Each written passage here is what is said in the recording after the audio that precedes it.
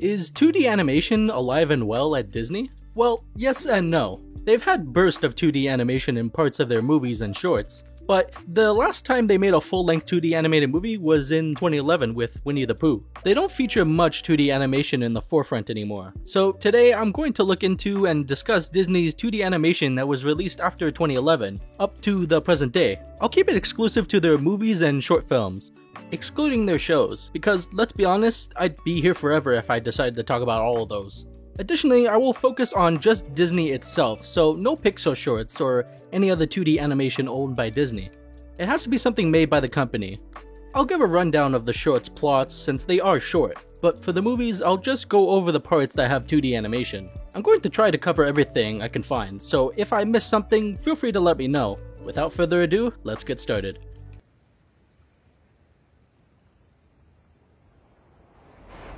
Starting off with a short that a lot of people know and love to this day, Paperman, is about a man waiting for the train when suddenly a piece of paper hits him and flies away, pursued by a woman. She gets the paper back and waits for the train alongside the man. When the train comes by, one of the man's loose papers hits the woman in the face. He takes it off of her and she looks at the paper and laughs. He's confused at first, but then looks at the paper to notice her lipstick is on it and laughs with her, but soon realizes that she left and boarded the train. He makes it to work with tons of paperwork to do. After attempting to catch a piece of paper he notices out the window, he sees the woman he met at the train station. He tries to get her attention, but she doesn't notice him, so he decides to use his paperwork to make paper airplanes to fly out the window to reach her. But attempt after attempt, nothing seems to work. He tries so many times that his pile of papers is completely gone. He sees her leaving the opposite building and he chases after her, almost getting hit by traffic. He doesn't seem to find her, but does find the paper airplane that didn't make it. In frustration, he tosses it in the air, and somehow all of his paper planes come together and stick to the man, almost pulling him in the right direction. And a similar thing starts to happen with the woman. They both end up at the same train station, both wondering what's happening. They finally see each other again, and the short ends with pictures of them talking during the end credits.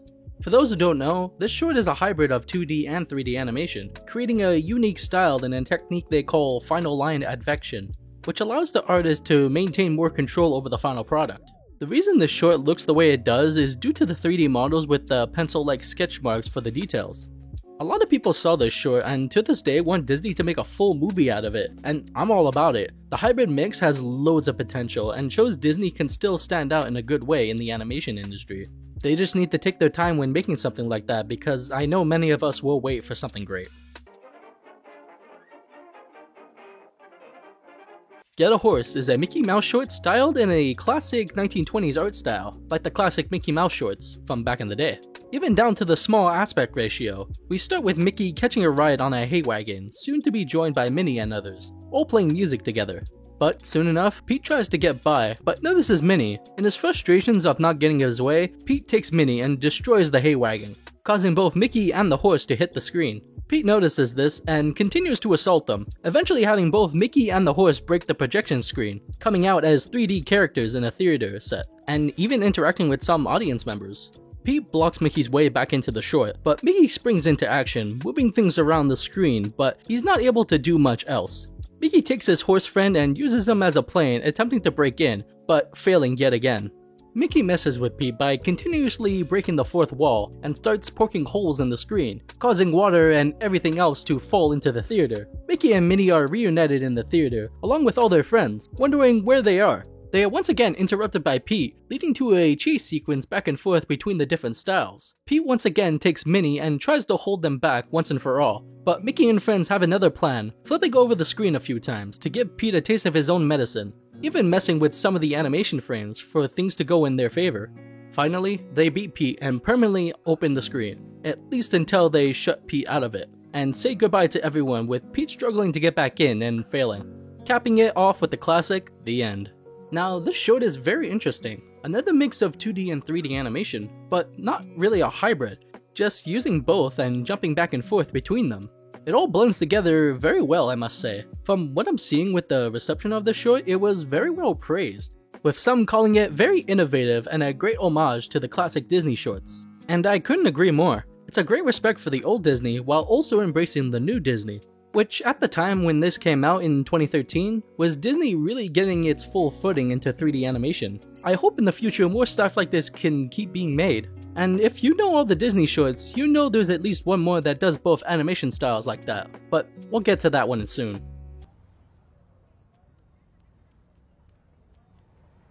Our third short is Feast, about a stray dog wandering the streets trying to find food to eat, where a man finds him and feeds him. After becoming friendly with one another, we cut to the dog in his new home with the man, usually just seeing the dog's perspective when being fed his kibble, as he slowly gets bigger over time. With that, his food changes from kibble to both that and people's food, with each meal becoming more and more food than the last. One day the man meets a woman and has a dinner date. The dog named Winston is skeptical about the healthier looking foods, and even after tasting it, doesn't seem to like it at all that much, slowly getting irritated with the food available to him. In the background, we see the relationship between the characters is not going very well. The woman leaves, and the man slowly but surely goes back into his old habits of eating many different kinds of foods that aren't really seen as healthy.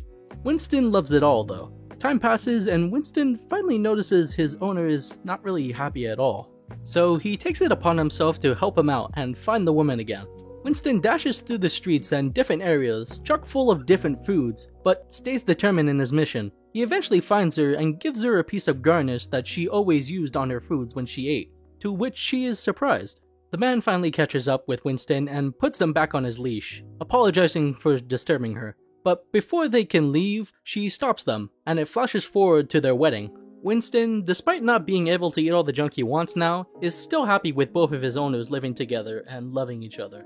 He eats some of his kibble and takes a rest. He notices a meatball rolling towards him and investigates the trail. A baby gives him another meatball, and we cut forward in time to more fun times he has again with the children giving him nothing but attention and love with all the food he can eat. I love this short. It might be my personal favorite from Disney. I don't really have a specific reason, it just always gives me happy vibes.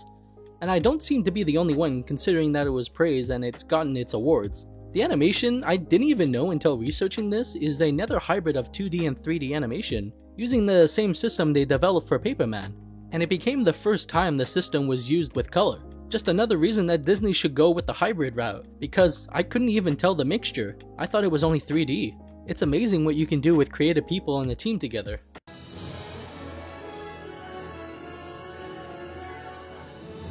Moving on to our first film, we have Mary Poppins Returns.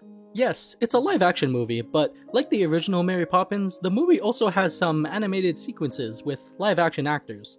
Mary and Jack take the Banks children into a painting on their mother's antique bowl to help fix a broken carriage.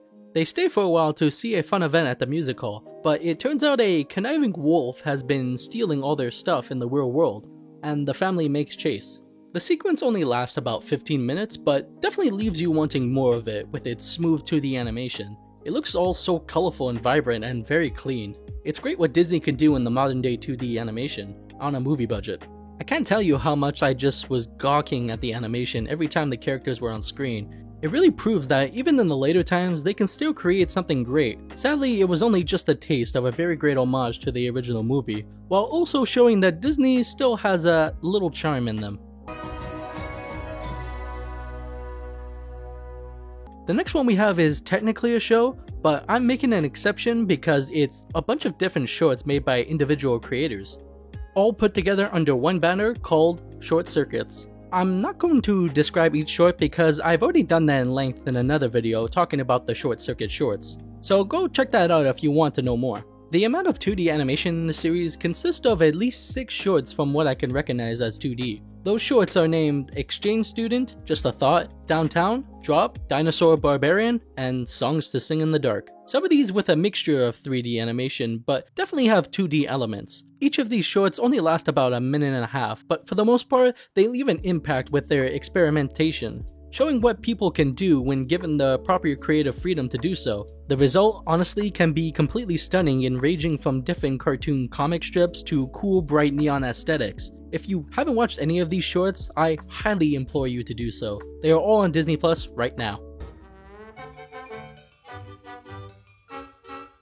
Next up we have some more shorts, this time starring Goofy, specifically him making himself comfortable at home, called What Else? How to Stay at Home. These shorts consist of 3 episodes showing people in a more comedic way how to take care of themselves while being at home during the pandemic. The different episodes have Goofy showing how to put on a mask properly, learning to cook new things, and binge watching different shows.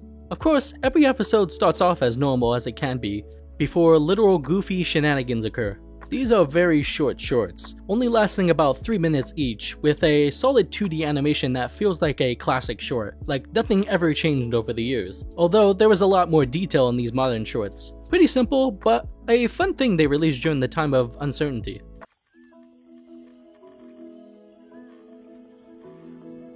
The next short we have is Far From the Tree, about a raccoon father and his young daughter searching for food at the local beach.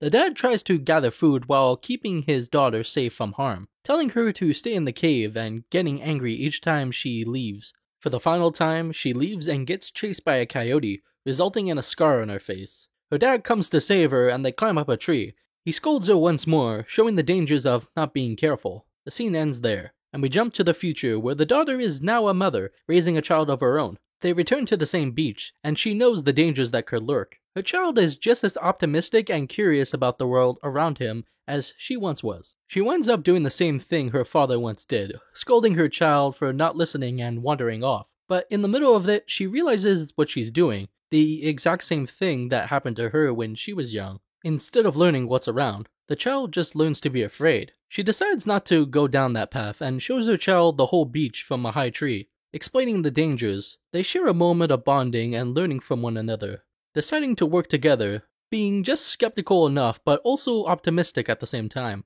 The story ends with them sitting together on a tree branch, listening to the sounds of the ocean through a shell. This short has a really sweet story and beautiful animation. According to the wiki, the artists conducted tests to see how far they can push their limits with this short. They took inspiration from Manu Arena's comic and watercolor style animation, setting it in a cloudy beach area, which gives it a unique look to it. It's fitting that the story is about generational trauma, as this short was played in front of the movie Encanto, another film that deals with generational trauma, and it has left an impact on many viewers. Next up, we have Chip and Dale Rescue Rangers, the live-action hybrid. 2D animation in this movie is not dedicated to one part, but is scattered throughout the movie. It's similar to Who Framed Roger Rabbit, but updated with 3D and CGI characters. We mainly see 2D characters in the background or interacting with others throughout the movie. They also show off the show's animation style, although I'm not sure if it's reused animation from the show, or reanimated, or even brand new. It also contains characters from not only Disney but other IPs as well, just sprinkled in here and there. The 2D animation claims to be hand-drawn, with some characters giving a cel-shaded look to appear hand-drawn, like Chip. Some parts of the movie look really nice, but others could have used more tightening in both cel-shaded and hand-drawn animation. Overall, it's an alright film. If you want to watch a sort of spiritual successor to Who Framed Roger Rabbit, this might be the one for you.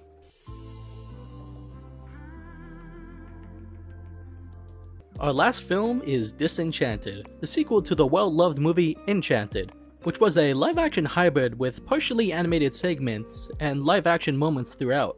When the sequel was announced, I hoped to see 2D animation, and thankfully we got some. There are animated segments at the beginning, towards the end, and at the very end, totaling around 10 minutes of animation throughout the movie. It's a real shame we couldn't get more, because the animation, to me, looks great. The way the animation flows and takes everything looks so clean and fluid. The animation sequences are also very important to the story. In the beginning, one of the characters from the first movie tells the story of what happened after the events of the first film, with the character Morgan having a more important role in the movie. She helps her mom break free from a spell she accidentally casted. It's honestly my favorite part of the movie, but because it sets up the characters for what they need to do next. Idina Menzel's character Nancy also sings a strong song during the sequence. Overall, it's a very welcome piece of 2D animation that I would love to see turned into a full movie one day.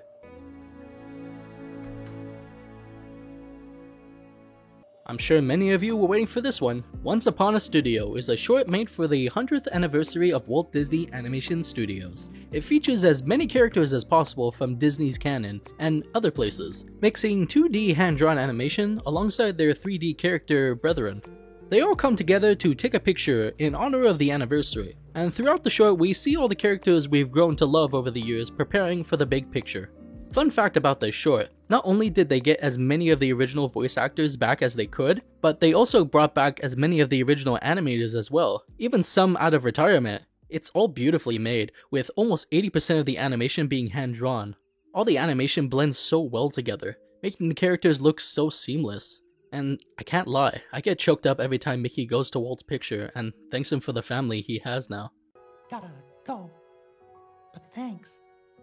On with the show. And all the characters coming together at the end to sing When You Wish Upon a Star makes it absolutely perfect. If you're a fan of Disney in any form, you need to watch this short.